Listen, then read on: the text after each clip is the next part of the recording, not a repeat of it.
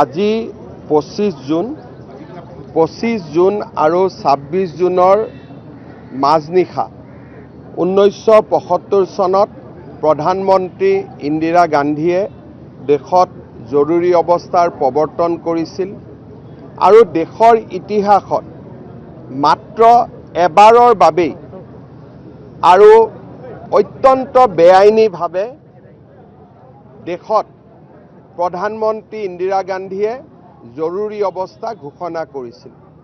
জৰুৰী অৱস্থাক প্ৰতিহত কৰিবলৈ গৈ লোকনায়ক জয়প্ৰকাশ নাৰায়ণৰ নেতৃত্বত দেশজুৰি বিশাল আন্দোলন হৈছিল। প্ৰধানমন্ত্ৰী মোৰাৰজী দেশাই, অটল বিহাৰী বাজপেয়ী, নানাজী দেশমুখ, জৰ্জ ফাৰ্ণাণ্ডেজৰ দৰে নেতাসকলে কাৰাগাৰৰ পৰাও এই প্ৰতিবাদৰ সত্তা জীয়াই ৰাখিছিল। কাৰাগাৰৰ বাহিৰত লোকতন্ত্ৰৰ সেনানীসকলে ৰাষ্ট্ৰজুৰি জৰুৰী অৱস্থাক প্ৰতিহত কৰিবলৈ প্ৰয়াস কৰিছিল। আজিৰ এই দিনটোত আমি জৰুৰী অৱস্থাৰ বেদনাদায়ক আৰু অত্যন্ত গৰ্হিত কাম কাজক আকৌ এবাৰ সোঁৱৰণ কৰিছোঁ আৰু আমি সকলোৱে প্ৰতিজ্ঞা কৰিছোঁ যে দেশলৈ আকৌ কেতিয়াও আমি জৰুৰী অৱস্থাৰ সেই কলা দিনবোৰ উভতি আহিবলৈ নিদিওঁ। দেশত জৰুৰী অৱস্থা প্ৰৱৰ্তন কৰা কংগ্ৰেছ দল আৰু প্ৰধানমন্ত্ৰী ইন্দিৰা গান্ধীৰ দলটোৱে আজি সংবিধান ৰক্ষাৰ কথা কয়, কিন্তু দেশত সংবিধানখনক ভৰিৰে মোহাৰি হত্যা কৰিবলৈ প্ৰচেষ্টা চলোৱা দলটোৱে আছিল কংগ্ৰেছ দল। আজি এই দিনটোত আমি আকৌ এবাৰ কংগ্ৰেছ দলক দাবী কৰিছোঁ 1975 চনৰ সেই নীতি বিৰুদ্ধ জৰুৰী অৱস্থাৰ বাবে ভাৰতৰ ৰাইজৰ ওচৰত তেওঁলোকে বিনা চৰ্তে ক্ষমা খোজক আৰু দেশত কেতিয়াও পুনৰাই জৰুৰী অৱস্থা ঘোষণা কৰা নহ'ব বুলি তেওঁলোকে আমাৰ জনতাক প্ৰতিশ্ৰুতি দিয়ক। আজি আমি অসমতো অসমৰ যিসকল লোকতন্ত্ৰ সেনানীয়ে লোকতন্ত্ৰক বচাই ৰাখিবৰ বাবে প্ৰচেষ্টা কৰিছিল, চৰম ত্যাগ কৰিছিল, তেওঁলোকৰ প্ৰতিও মই মোৰ শ্ৰদ্ধা নিবেদন কৰিছোঁ। Today we are observing Black Day because on this day the then Prime Minister Indira Gandhi claimed emergency illegally, and even she has gone to the extent of suspending fundamental rights of the people of India. There was a resistance movement led by Loknayak Jaiprakash Narayan, and lakhs of people came out to the street and protested against the so-called declaration of emergency. Ultimately, India triumphed, and Prime Minister Indira Gandhi has to withdraw the proclamation of emergency after 21 months. On this day, once again we are demanding that Congress party should offer an unconditional apology to the people of India for imposing dictatorship, for imposing emergency on a nation whose history and civilization is rooted in democracy. Congress party should also and must give an open declaration that they will never bring back emergency to our country. So does Indira Gandhi's grandson Rahul Gandhi showing? Rahul Gandhi always demonstrates the constitution, but he must realize and must remember that it is his family and his party who has murdered the constitution, the spirit of the constitution and the soul of the constitution.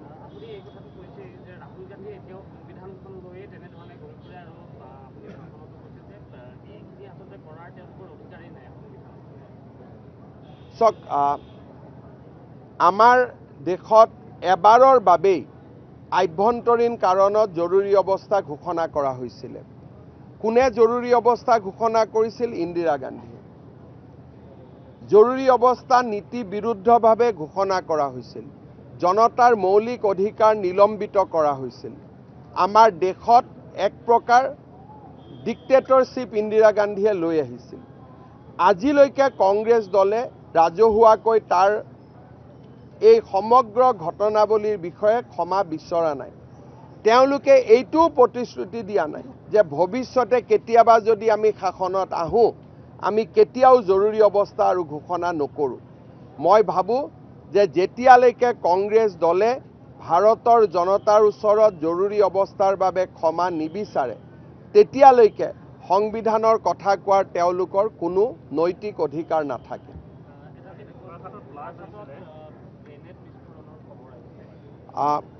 বোকাখাটত যোৱাকালি এটা খুব লো ইণ্টেন্সিটি grenade এটা নিক্ষেপ কৰা হৈছিলে। অসম পুলিচৰ 3জন জোৱানে আঘাতপ্ৰাপ্ত হৈছিলে। ৰাতি আমাৰ মন্ত্ৰী অতুল বৰা ডাঙৰীয়াই তেখেতক গৈ খা খবৰ কৰিছে। ডিজিপি হৰমিত সিঙো ঘটনাস্থলীত উপস্থিত হৈছে। গোটেইকেইজন আৰক্ষীৰ জোৱান এতিয়া বিপদৰ পৰা মুক্ত আৰু সামান্য প্ৰাথমিক চিকিৎসা লৈয়ে তেওঁলোকে নিজৰ কৰ্তব্যলৈ উভতি যাব পাৰিব। প্ৰথম দৃষ্টিত সন্দেহ আমি সাধাৰণতে গ্ৰেনেড আদি বিস্ফোৰণ হ'লে আলফাৰ ওপৰত কৰোঁ, কিন্তু গোলাঘাট আৰক্ষীয়ে সন্দেহ প্ৰকাশ কৰিছে যে ইয়াৰ লগত গড়ৰ চোৰাং চিকাৰীৰো কিবা ইনভলভমেণ্ট হয়তো থাকিব পাৰে।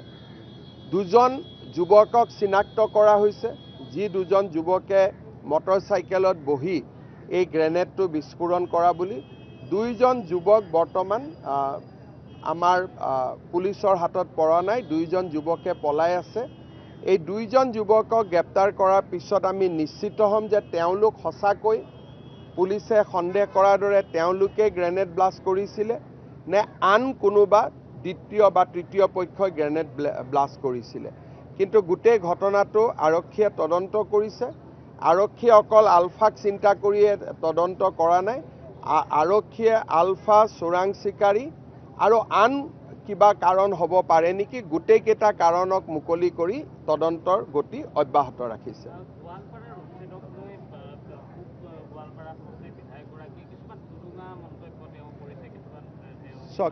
তেওঁৰ তুলুঙা মন্তব্যৰ বাবে বাৰে বাৰে গোৱালপাৰাত উচ্ছেদ হৈ থাকে। তেওঁ তুলুঙা মন্তব্য কৰে, তেতিয়া চৰকাৰী বিষয়াসকলে ফাইল বিচাৰিবলৈ বাধ্য হয় আৰু ফাইল বিচাৰোঁতে নীতি বিৰুদ্ধ কামসমূহ মনলৈ আহে, উচ্ছেদ কাৰ্য সম্পাদিত হয়। গতিকে তেওঁ যদি আৰু তুলুঙা মন্তব্য কৰিছে তেতিয়াহ'লে 2-3টা তাত আৰু উচ্ছেদ হ'ব। আমি যি মন্তব্য কৰে কংগ্ৰেছে তাক আমি মন্তব্যৰে উভতি নিদিওঁ, আমি কামেৰে তাৰ উত্তৰ দি দিওঁ। যদি কংগ্ৰেছে বেছিকৈ কৈ থাকে আমি পঞ্চায়ত ইলেকশ্যনত হৰুৱাই উত্তৰ দি দিওঁ। কংগ্ৰেছে বেছিকৈ কথা কৈ থাকিলে আমি লোকসভাত হৰুৱাই উত্তৰ দিওঁ।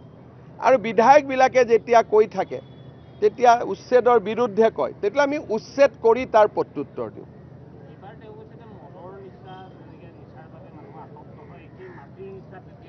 একদম মই মাটি নিচাত আসক্ত হৈ আছোঁ। অসমীয়াই প্ৰত্যেক ডোখৰ মাটি ৰিক্লেইম কৰিব লাগে। বনাঞ্চল আৰু আমাৰ ৱেটলেণ্ডত যিসমূহ মাটি দখল কৰিলে সেই মাটিসমূহ অসমীয়াক উভতাই দিয়াৰ নিচাত মই আবদ্ধ হৈ আছোঁ আৰু সেই নিচাটো মোৰ লাগি আছে। গতিকে অহা 1 মাহত আৰু কেইবাটাও উচ্ছেদ দেখা পাব। গতিকে সেইটোলৈ কোনো কম্প্ৰমাইজ নাই। আৰু অসমৰ ইতিহাসত বিষ্ণুৰাম মেধিৰ পিছত আটাইতকৈ ডাঙৰ মাটি উদ্ধাৰ কৰা ময়ে একমাত্ৰ মুখ্যমন্ত্ৰী। This eviction drive will continue because only you people are only saying that how much forest land under encroachment. This data published only in newspaper. So as long as you keep on publishing, I have to keep on acting.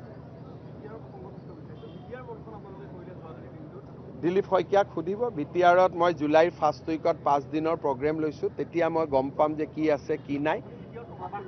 বিটিআৰত মোৰ 5 দিনৰ প্ৰৱাস আছে। 1 বা 3 তাৰিখৰ পৰা মই continuous 4 ৰাতি বিটিআৰত থাকিম। আৰু বিটিআৰত থকাৰ উদ্দেশ্যটো হ'ল যে বিটিআৰত অসম চৰকাৰৰ আঁচনিবিলাক বহুত ক্ষেত্ৰত এতিয়াও গৈ পোৱা নাই। গতিকে মোৰ প্ৰৱাসটো ৰাজনৈতিক কম হ'ব, বিকাশৰ ফালে বেছি হ'ব। মই অৰুণোদয় প্ৰত্যেকজন দুখীয়া মানুহে যাতে পায়, মহিলা উদ্যমিতা প্ৰত্যেকজন দুখীয়া মানুহে যাতে পায়, সেইকাৰণে প্ৰত্যেকখন জিলাতে মই ৰাতি থাকি মানুহৰো কথা শুনিম আৰু জিলা উপায়ুক্তসকলৰ লগত আলোচনা কৰিম।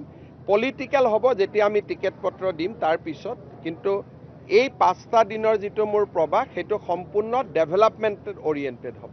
Sir, recently you conducted a meeting with the health department to conduct at least the five health camps in the each assembly constituency. No, we are doing a different kind of health camp from September. There are lot of patients, particularly patients below 18 years, who are suffering from various chronic diseases like coronary heart disease. Somebody is suffering from blood cancer. Somebody is suffering for thalassemia. So we are trying to identify all the patients through camps, and then we will take them for better treatment.